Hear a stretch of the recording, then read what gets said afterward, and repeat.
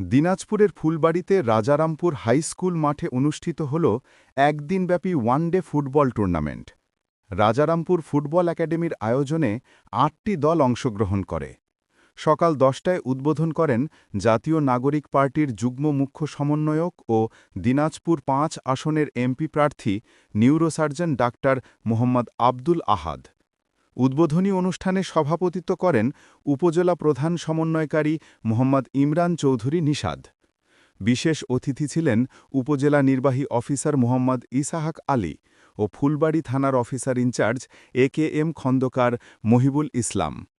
ফাইনালে Rajarampur football academy ৩-৪ গোলে অম্রবাড়ী ভাই ভাই একাদশকে পরাজিত করে চ্যাম্পিয়ন হয়। বিজয়ীদের হাতে পুরস্কার তুলে দেন ডাক্তার আব্দুল আহাদ। ফুটবল কুইজে বিজয়ী ১০ জনকে নগদ পুরস্কার ও মহিলা দর্শকদের মধ্যে ৩টি শাড়ি প্রদান করা হয়। খেলোয়াড় ও দর্শকদের মধ্যে পুরো দিনটি ছিল উৎসবমুখর এবং উত্তেজনাপূর্ণ।